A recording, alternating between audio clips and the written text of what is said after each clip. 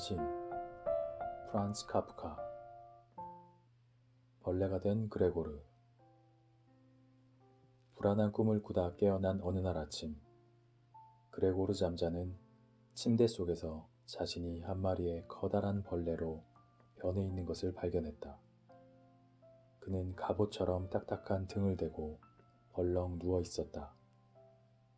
고개를 조금 들어보니 활 모양의 볼록한 갈색 배가 보였고, 그 위에는 이불이 금방이라도 미끄러져 내릴 듯 간신히 덮여 있었다.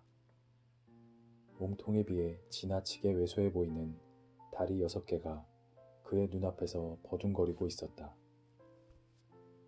도대체 어찌된 일이지? 아무리 생각해봐도 분명 꿈은 아니었다. 비록 비좁지만 낯익은 벽으로 둘러싸인 것으로 보아 그의 방이 틀림없었다. 책상 위에는 포장이 벗겨진 옷감 견본이 흩어져 있었고, 그 위쪽 벽에는 도금한 예쁜 액자가 걸려 있었다. 액자 속에는 그가 어느 잡지에서 오려낸 여자의 사진이 들어있는데, 여자는 털모자와 털목도리를 하고 꿋꿋한 자세로 앉아 한 손으로 털목도리를 지켜 들고 있었다. 빗방울이 함석 지붕을 두드리는 소리에 그레고르는 창문 쪽을 바라보았다. 흐린 날씨 때문에 기분이 더욱 우울해지는 듯 했다. 한숨 더 자야겠어. 그러고 나면 이 어처구니 없는 일들이 다 사라질지도 몰라. 그는 이렇게 생각했지만 다시 잠을 자는 것도 불가능했다. 왜냐하면 그는 늘 오른쪽으로 누워 자는 버릇이 있는데, 지금 같은 몸으로는 그런 자세로 누울 수가 없기 때문이었다. 있는 힘껏 오른쪽으로 몸을 뒤척여 보았지만 소용없었다. 번번이 벌렁 낮아빠진 자세로 되돌아오기만 했다. 그런 시도를 한 100번쯤 하는 동안 버둥거리는 다리들을 보지 않으려고 눈을 감았다. 그는 한쪽 옆구리에 통증을 느끼고 오른쪽으로 돌아 눕겠다는 생각을 포기했다. 아, 어째서 나는 이렇게 힘든 직업을 택했을까? 그는 외판원이라 날마다 출장을 다녀야 했다. 그것은 사무실에서 근무하는 것보다 훨씬 더 힘들었다. 출장을 가면 기차 시간이나 사고 위험에 대한 걱정과 불규칙하고 좋지 않은 식사, 고객이 수시로 바뀌는 바람에 단 한 사람과도 깊이 친해지지 못하는 점 등 긴장과 고달픔이 늘 따라다녔다. 정말 지긋지긋해. 에라, 될 대로 되라지. 그는 배 위가 가려워 머리를 좀 더 높이 쳐들고 들어누운 채 천천히 등을 침대 앞머리 기둥 쪽으로 밀어 올렸다. 드디어 가려운 곳이 보였는데, 그곳에는 조그만 반점들이 가득 돋아 있었다. 그 부위를 만져보려고 한쪽 다리를 뻗었다가 얼른 다리를 움츠렸다. 건드리는 순간 소름이 쫙 끼쳤던 것이다. 그는 다시 처음의 위치로 천천히 미끄러져 내려오며 생각했다. 사람은 역시 잠을 충분히 자야 해. 이렇게 일찍 일어나니까 멍청해지는 거야. 다른 외판원들은 하렘,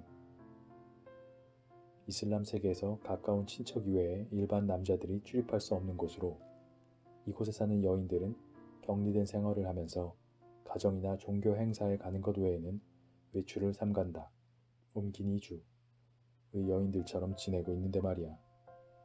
내가 주문받은 것을 기입해 두려고 오전에 여관으로 되돌아가면 그들은 그제야 일어나 아침을 먹곤 했지. 만약 내가 그들처럼 행동하면 어떻게 될까? 아마 사장한테 당장 쫓겨날걸. 하긴 쫓겨나는 게 오히려 나에게 더 좋은 일이 될지 누가 알겠어.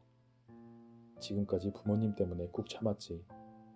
그렇지 않았다면 벌써 사표를 내고 사장한테 속에 있는 말을 다 털어놓았을 거야. 사장은 책상 위에 앉아있다가 놀라서 나동그라질 테지. 사장이 책상 위에 걸터 앉아 사원들을 눈 아래로 내려다보며 이야기하는 것은 정말 괴상한 버릇이야. 게다가 사장은 귀가 어두워 가까이 다가가 큰 소리로 말해야 하거든. 그래도 희망이 아주 없는 건 아니야. 부모님이 그에게 진 빚을 다 갚으려면 적어도 5, 6년은 더 돈을 모아야겠지만 그래도 언젠가는 그 일을 꼭 해내고 말 거야. 그렇게 되면 사장과의 관계를 깨끗하게 끊을 수 있겠지. 내 인생의 큰 전환점도 될 거야. 그건 그렇고 기차가 5시 출발하니까 빨리 일어나야겠다. 그레고르는 이런 생각에 빠져 있다가 문득 옷장 위에서 제깍거리고 있는 자명종을 쳐다보았다.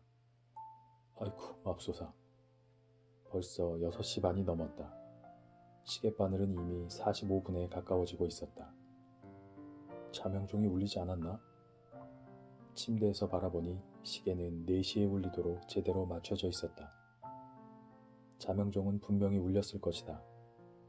물론 간밤에 피곤한 상태에서 잠이 들긴 했지만 가구를 뒤흔들 정도로 크게 울리는 시계 소리를 듣지도 못하고 편안히 잠을 잤다는 사실이 도저히 믿기지 않았다. 자, 이제 어떻게 해야 하나? 다음 기차는 7시에 떠나는데 그 기차 시간에라도 맞추려면 정신없이 서둘러야 했다. 그런데 옷감 견본도 아직 꾸리지 못한 데다 몸도 좋지 않아 가볍게 움직일 수 있을 것 같지 않았다.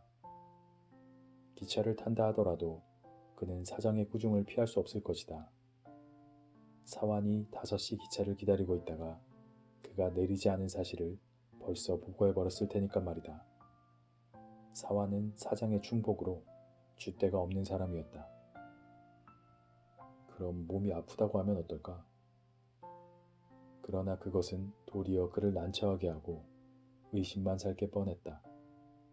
그레고르는 지난 5년간 일하면서 단 한 번도 알아누워 본 적이 없었기 때문이다. 사장에게 아프다고 말하면 사장은 의료보험 담당 의사를 데리고 와 그의 부모 앞에서 게으른 아들에 대해 비난할 게 뻔했다. 아무리 아프다고 변명해도 사장이 의사에게 진찰을 받아야 한다고 우기면 거짓말이 금세 탄로나고 말 것이다. 그 의사는 세상에는 아주 건강한데도 일하기 싫어하는 인간들만 수두룩하다고 생각하는 사람이었다. 하긴 의사 입장에서 보면 내가 아프지도 않으면서 일하기 싫어 꾀병을 부리는 사람으로 보일지 몰라. 그러니 의사가 무조건 틀렸다고만 할 수는 없겠지. 그레고르는 오랜 시간 자고 났는데도 자꾸 졸음이 쏟아지는 것만 빼고는 아주 건강했다. 게다가 지금은 무엇보다도 배가 몹시 고팠다. 그가 침대에서 일어날 결심을 하지 못하고 이런저런 생각에 빠져있는 동안 시계는 6시 45분을 가리켰다. 그때 누군가가 침대 머리 쪽 문을 조심스럽게 똑똑 두드렸다. 그레고르 6시 45분이다. 일 안 나가니? 아, 그 부드러운 목소리의 주인공은 어머니였다. 그레고르는 대답을 하다 말고 자기 목소리에 깜짝 놀랐다. 분명 자기 목소리였는데 바닥에서 저절로 울리는 것 같은 이상한 신음소리가 뒤섞인 소리였다. 첫 소리는 똑똑하게 들렸지만 뒷말은 다른 사람이 알아듣지 못할 정도로 흐트러졌다. 그레고르는 자신에게 일어난 모든 일을 자세하고 분명하게 설명하고 싶었지만 지금은 어쩔 수 없었다. 예, 고마워요. 벌써 일어났어요, 어머니. 어머니의 물음에 이렇게 대답하는 게 고작이었다. 나무 문을 사이에 두고 있었기 때문에 그레고르의 목소리가 변한 것을 바깥에서는 알아차리지 못한 것 같았다. 그래서인지 그의 대답을 듣고 어머니는 안심한 듯 신을 끌며 가버렸다. 그러나 어머니와의 짧은 대화로 다른 가족까지 그레고르가 아직 집에 있다는 사실을 알게 되었다. 곧 아버지가 옆문을 가볍게 두드렸다. 그레고르, 대체 어떻게 된 거냐? 왜 아직까지 일하러 나가지 않는 거야? 대답이 없자 아버지는 굵은 목소리로 다시 한번 그레고르를 재촉했다. 그레고르야! 그러자 이번엔 다른 쪽 문에서 누이 동생 그레테가 가느다란 목소리로 그를 불렀다. 오빠 어디 아파요? 몸이 안 좋은 거예요? 필요한 게 있으면 말해요. 그레고르는 이상한 목소리를 내지 않으려고 말 사이사이를 또박또박 끊어가며 대답했다. 아니야, 이제 준비 다 했어. 아버지는 아침 식사를 하러 돌아갔지만 누이 동생은 그대로 남아 소곤거렸다. 오빠, 제발 문 좀 열어봐요. 그러나 그레고르는 문을 열어줄 생각은 조금도 하지 않았다. 오히려 늘 출장을 다닌 탓에 집에서도 밤에 문을 꼭꼭 걸어 잠그는 습관이 몸에 밴 것을 다행이라고 생각하며 스스로를 칭찬했다. 그레고르는 우선 누구의 방해도 받지 않고 조용히 일어나 옷을 입고 아침을 먹으려 했다. 그 다음 일은 그 뒤에 생각하려 했다. 침대에 누워서는 아무리 곰곰이 생각해봤자 그럴듯한 해결책이 떠오를 것 같지 않았다. 전에도 잠을 제대로 못 잔 날이면 몇 차례 가벼운 통증을 느끼곤 했지만 침대에서 일어나면 그저 잠자리가 불편해서 그랬다는 걸 알 수 있었다. 그래서 그는 오늘 아침에 일어난 이 일도 곧 풀릴 거라는 생각이 들어 마음이 가벼워졌고 목소리가 변한 것도 외판원이 흔히 걸리는 직업병인 가벼운 감기 때문이라고 생각했다. 이불을 아래로 밀쳐내는 것은 아주 간단했다. 숨을 들이쉬어 배를 조금 부풀리자 이불이 저절로 미끄러져 내려갔다. 그러나 그 다음 일이 여의치 않았다. 그의 몸이 옆으로 몹시 퍼져 있었기 때문이다. 심하게 넓적해진 몸을 움직이려면 팔과 손을 써야 했다. 하지만 그에게 있는 것은 끊임없이 제멋대로 움직이는 가느다란 다리들 뿐이었다. 그는 다리 하나를 구부려 보려고 했으나 마음대로 되지 않았다. 어쩌다 그 다리를 제대로 구부리기라도 하면 이번에는 다른 다리들이 온통 해방이라도 된 듯이 야단스럽게 수선을 떨며 계속 제멋대로 움직였다. 대책 없이 침대에 매여 있을 순 없어. 어떻게든 빠져나가 보자. 그레고르는 혼잣말로 중얼거렸다. 우선 그는 하반신부터 내려디뎌 침대에서 몸 전체를 끌어내릴 생각이었다. 그러나 그는 자기 하반신을 보지도 못했고 어떻게 생겼는지 상상조차 할 수 없었기 때문에 마음대로 움직이기 어려웠다. 그러다 보니 움직임이 너무 느렸다. 그는 결국 너무나 화가 치밀어 있는 힘을 다해 거칠게 몸을 앞으로 내밀었다. 그런데 방향을 잘못 잡아 하반신이 옆으로 틀어지면서 침대 다리에 세게 부딪히고 말았다. 그 자리가 불에 댄 듯 아픈 것으로 보아 지금 하반신 감각이 가장 예민한 것 같았다. 그래서 이번에는 상반신을 먼저 침대 밖으로 내밀려고 했었다. 머리를 조심스레 침대 가장자리 쪽으로 돌렸다. 이것은 훨씬 쉬웠다. 넓적하고 무거웠지만 머리를 돌리는 대로 몸통 전체가 서서히 움직여 주었다. 그러나 머리를 침대 밖으로 쑥 내밀고 허공으로 쳐들었을 때 그런 식으로는 더 이상 앞으로 나아갈 수 없다고 느꼈다. 만일 그런 자세로 침대 밖으로 몸을 내민다면 기적이 일어나지 않는 한 틀림없이 침대 밑으로 떨어져 머리를 다치고 말 것이다. 정신을 바짝 차려야 해. 그레고르는 차라리 그냥 침대에 누워있는 편이 낫겠다고 생각했다. 그러나 그가 한숨을 쉬며 다시 애를 써서 전과 같은 자세로 누웠을 때 그의 다리가 전보다 더 복잡하게 서로 얽혀 허우적대는 것이 눈에 들어왔다. 그는 제멋대로 움직이는 자기 다리들을 진정시킬 수가 없었다. 그래, 침대에 마냥 누워있을 순 없잖아. 설사 빠져나갈 희망이 없더라도 어쨌든 다시 일어나보자. 그게 현명한 일이야. 그는 절망하지 말고 침착하고 분별 있게 행동하자며 여러 번 자신을 다독거렸다. 그럴 때마다 그는 눈을 돌려 창문 쪽을 바라보았다. 그러나 좁은 골목 저편까지 자욱이 끼어있는 짙은 안개를 바라보아도 위안이 되거나 기분이 나아지지 않았다. 벌써 7시네. 아직까지도 저렇게 안개가 잔뜩 끼어있다니.